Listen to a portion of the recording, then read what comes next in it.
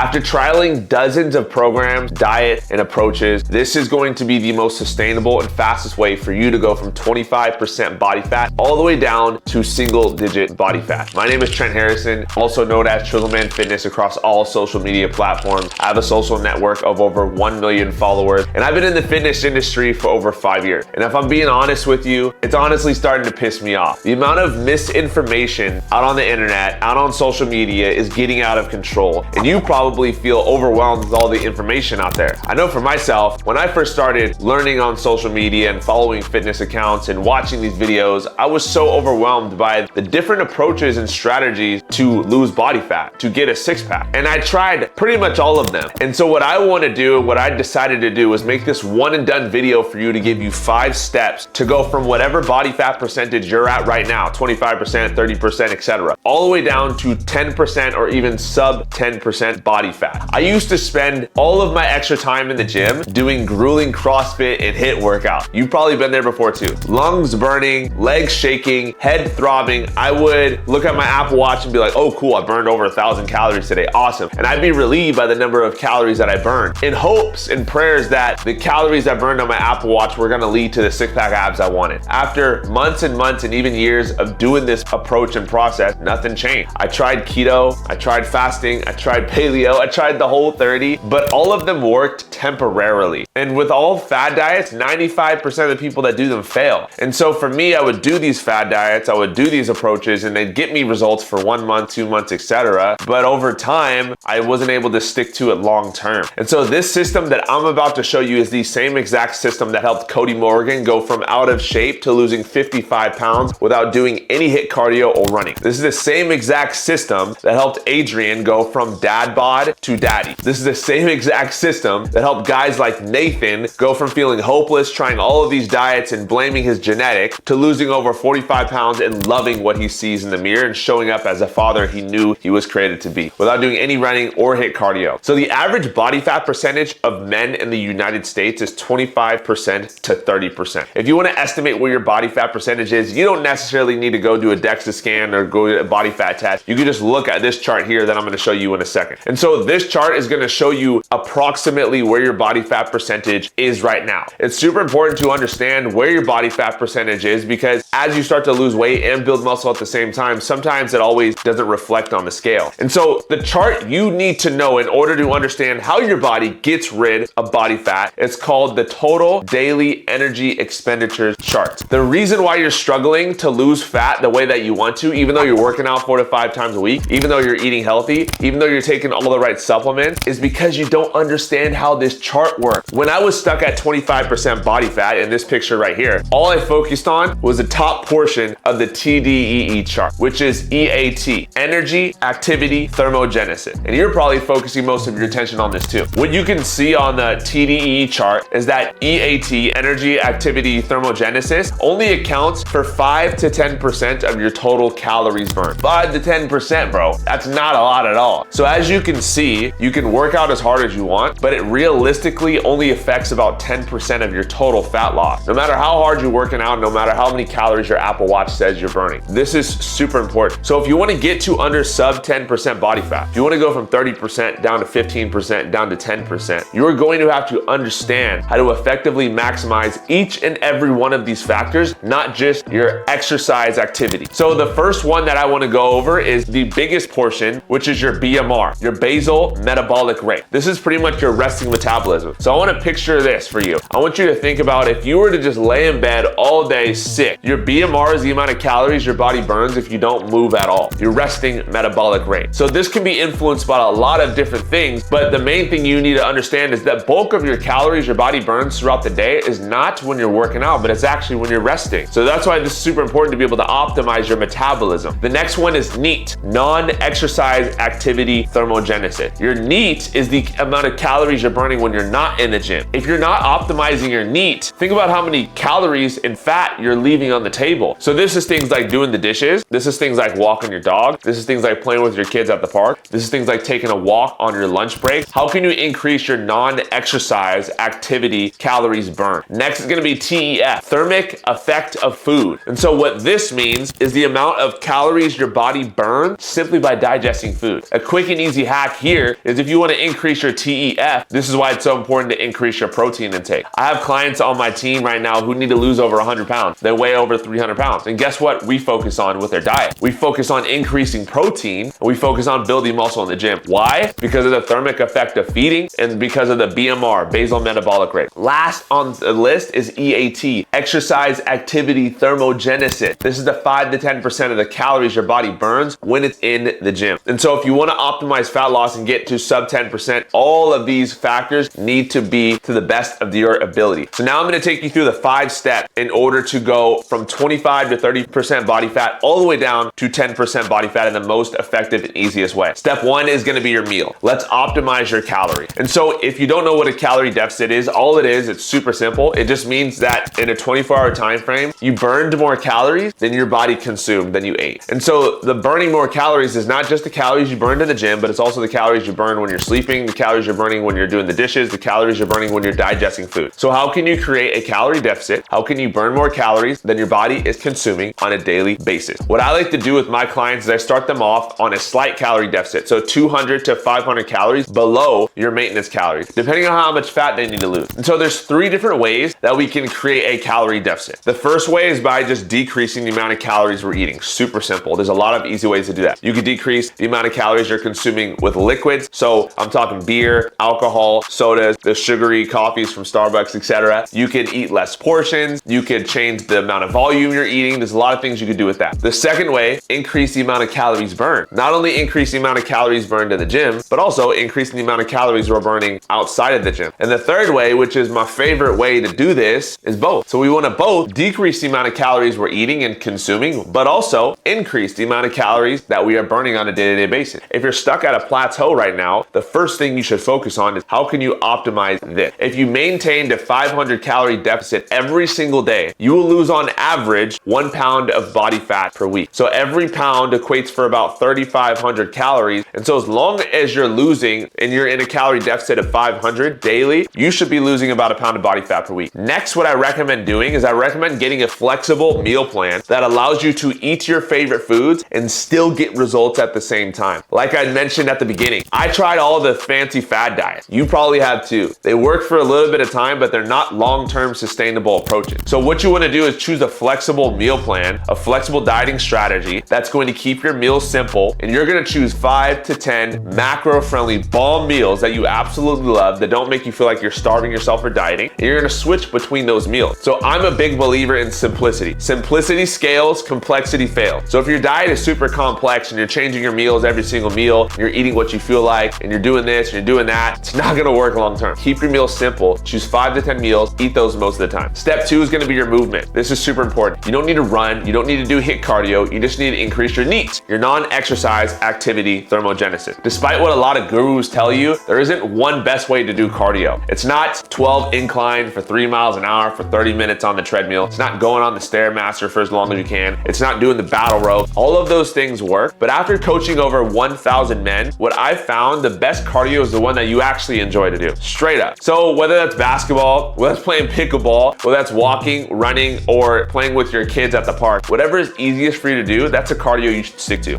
We can break down the difference between low intensity cardio versus high intensity cardio versus fasting cardio, etc. But honestly, who cares? For me, the best cardio is the bike, walking, playing basketball, playing with my kids. If you want to do the treadmill, what I recommend doing is the treadmill on the incline for 12 incline, 3 miles an hour for about 30 minutes. That's gonna be a good place to start. A good place to start with cardio is increasing your steps by about 1,000. So I know you've heard you need to walk 10,000 steps per day, which is absolutely true. But what you should start doing is, let's say right now you're only walking 3,000 steps per day, slowly increase it by 1,000 steps every single week. So go from 3,000 to 4,000 to 5,000 to 6,000 until you're hitting about 8 to 10,000 steps per day on average every single week. So here's how you can increase your steps if you're having trouble hitting your 8 to 10,000 steps a day. Number 1 is walk first thing in the morning. This is gonna get you an extra 2 to 3,000 steps. Number 2 is walk around while you are in the gym. This is an easy hack. So you wanna do a walk to warm up in the gym. So I'll do like 10 minutes on the treadmill before I even start working out. And then you'll walk around in between sets if you can. And then you'll hit some type of cool down. Number 3 is take some type of midday break. So on your lunch break at work, instead of sitting in the break room and just scrolling through social media, go on a walk and get a solid 15 to 20 minutes and of walking. Go on a walk in the afternoon break. Go on a walk after dinner to help with your digestion. And then my fourth way is habit stacking. So let's say you're already taking Zoom calls. Let's say you're taking phone calls. Instead of taking them sitting down, take them walking. So do multiple things at once. Let's say you already like to watch TV. Let's say you already like to listen to podcasts. Do that and walk at the same time to easily hit your 10,000 steps. Step 3 is going to be building lean muscle. This is one of the most butchered parts of this entire process. The reason why you're not seeing results is because you're winging it in the gym. You do random workouts and you work out to burn fat. That is a horrible way and a horrible approach to go into the gym. You don't go to the gym to burn fat. You go to the gym to build muscle. I don't care how much body fat you need to lose. When you step into the gym, your number one focus and priority is building lean muscle mass. As you build more muscle mass, you will burn more fat. So let's take a look again at the TDEE chart. So when you're looking at the total daily energy expenditures chart, the biggest portion of the calories your body burns within 24 hours is your BMR, your basal metabolic rate. Guess what one of the easiest ways to influence that is? Add more muscle mass on your frame. And so building more muscle is going to help increase your BMR. It's going to help increase your TEF, thermic effect of food, because you will end up eating more protein. And for all of my clients that have significant amount of weight to lose, this is what we focus on. Strength training on a custom program for your body and goals. You should be hitting the gym 3 to 5 times per week, lifting heavy, lifting hard, and hitting 10 to 20 working sets for each muscle group you want to focus on, and focus on getting stronger and progressive overload. Step 4, we got to talk about mindset, because if you're not right here, you're not going to be right down here. If getting to single digit body fat percentage was easy, then everyone would do it. But the truth is it's not. It takes work. It takes time. It's simple, but it's not easy. You must learn to fall in love with this process. You must become obsessed with your transformation. You need to understand that you will probably make mistakes on this journey. You need to understand that there will probably be days where you step on the scale and your weight spikes a little bit, but that's totally normal. You need accountability and support. You know, you've been doing this on your own for such a long time, and if you have a big goal of getting to 10% body fat or even below, you think you could do this on your own? That's your pride talking. And so one of the best ways in order to drop your body fat as quickly as possible is to stop doing it on your own. Get accountability, get support, drop your ego, humble yourself, and